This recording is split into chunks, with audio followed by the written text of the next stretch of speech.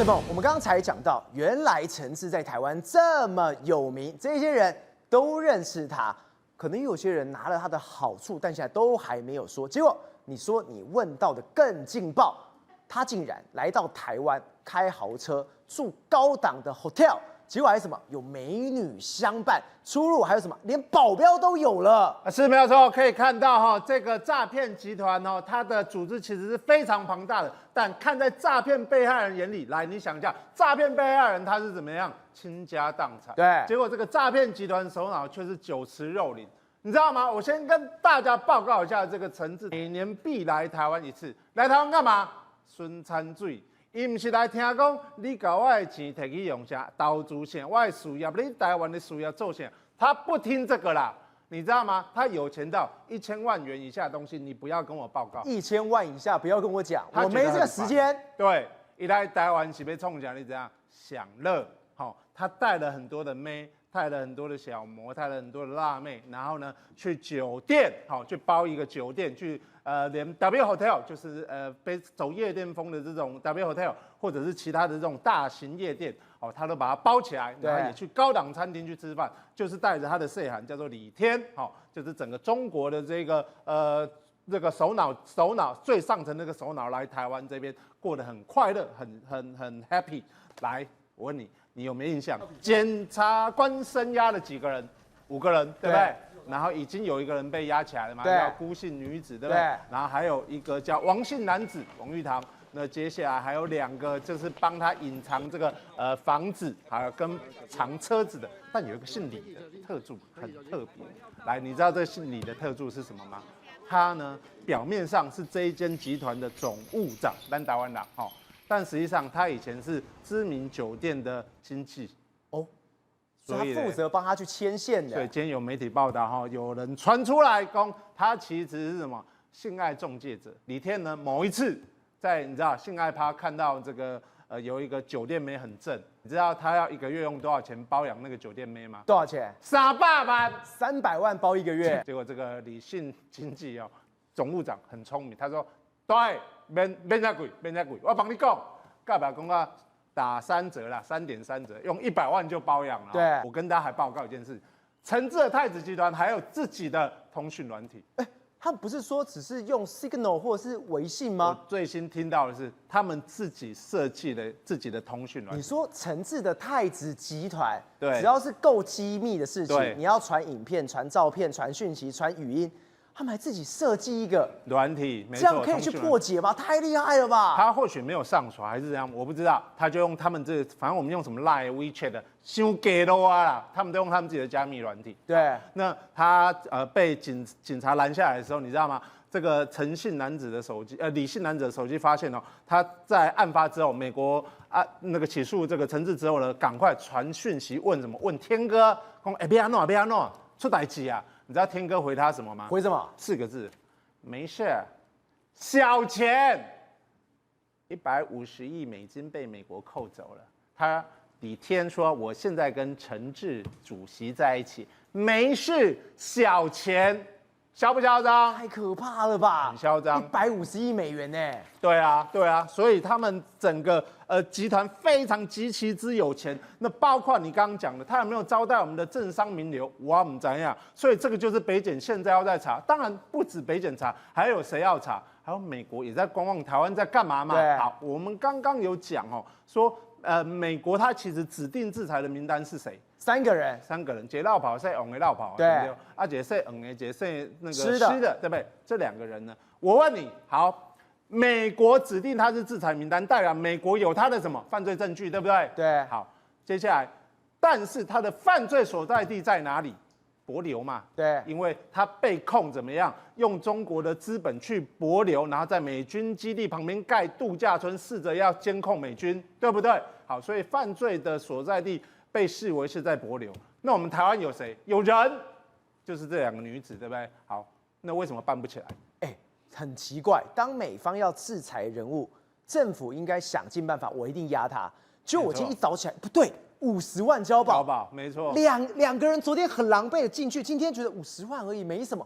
太奇怪啦，非常奇怪，而且这个是重中之重，美国都点名这2个人呢，为什么压不起来？好，我认为啦，可能美国也在看你台湾的司法机关的成效怎么样。因为我跟大家报告这一案哦，确实啊，调查局说他们之前有监控，确实是有监控。监控到什么？你知道吗？监控就是因为他们的钱大量进来台湾，被启动这个金融机制的洗防机制，因为超过一定的数额的时候，金融机构就要通报。对，那通报调查局之后，调查局确实是有看到这个，然后调查局当时呢就怀疑说，这个资金哦，从中国或柬埔寨进来，他们怀疑可能是中共的资金。对，所以他们当时在办的时候，不是用什么，不是用刑事案件在办，他们是用国安案件在办。所以调查局、国安局还有金管会确实啊，当时有在去介入了解这件事情，但是后来都没有下文，没有然后了，没有然后。你了解完之后没有然后了，所以你觉得美国会相信你吗？我气都气死了。对啊，我发动指定制裁名单出来之后，你跟我说你有监控，结果我一监控发现说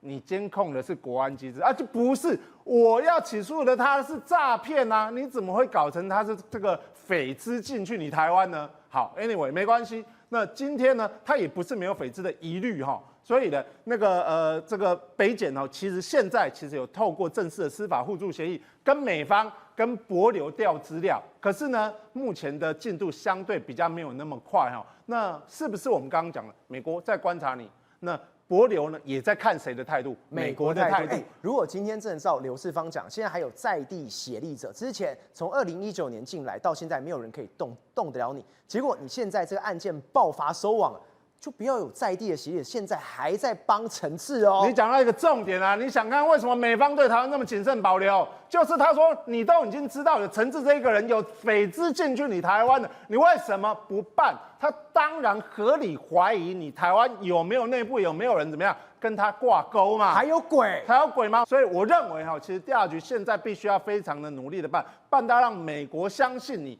然后北检呢也要怎么样透过司法互助让帛琉相信你，这个案子才有可能继续的办下去。玉峰，我们刚刚特别提到，陈志这个案件，让我们觉得非常非常怪。那另外在马来西亚黄明志的案件，让我觉得更奇怪。我们一直以为说黄明志的案件，马来西亚已经说我要办到底，甚至他们的总警长都已经出来讲，我就是要办。但是他今天说了什么？他说今天关于死者的解剖，他说这个相关的报告要在3个月后才出炉，是他讲3个月。我觉得太奇怪了，台湾不管是司法相验或解剖，需要这么长的时间吗？对这个案子来讲的话，我们一开始就觉得真的是非常非常的奇怪。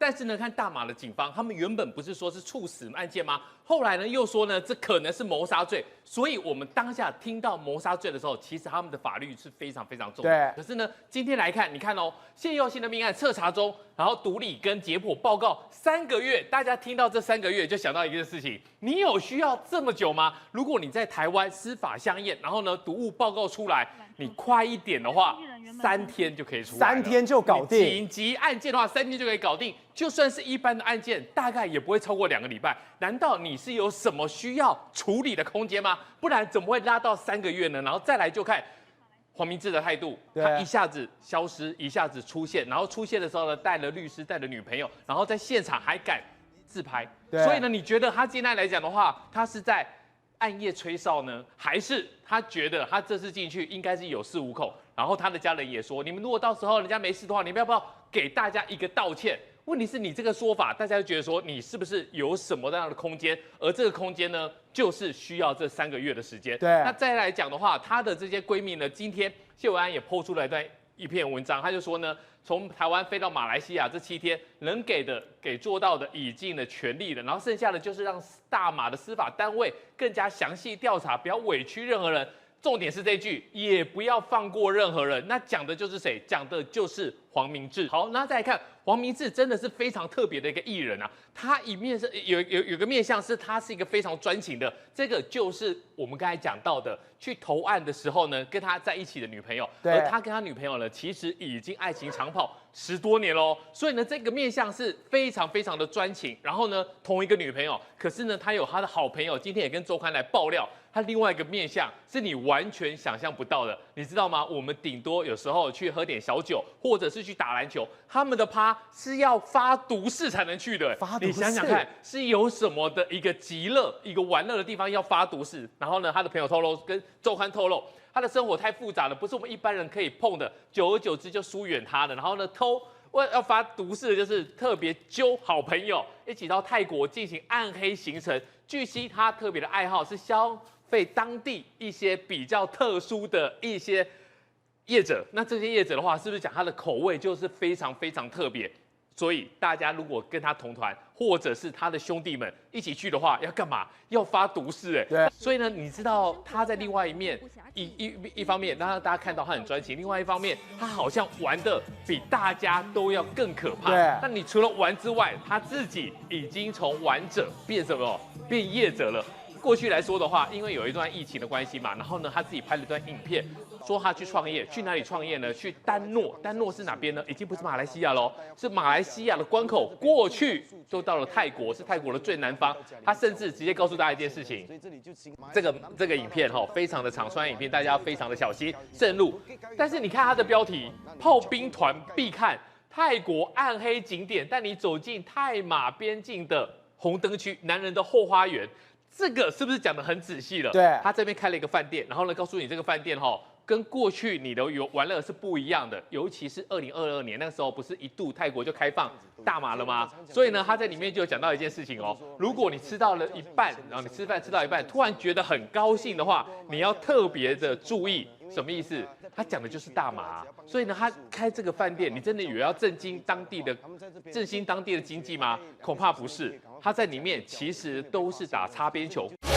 宏观取材，厘清真相，犀利精准，深入剖析，时刻掌握关键，新闻时事不漏接。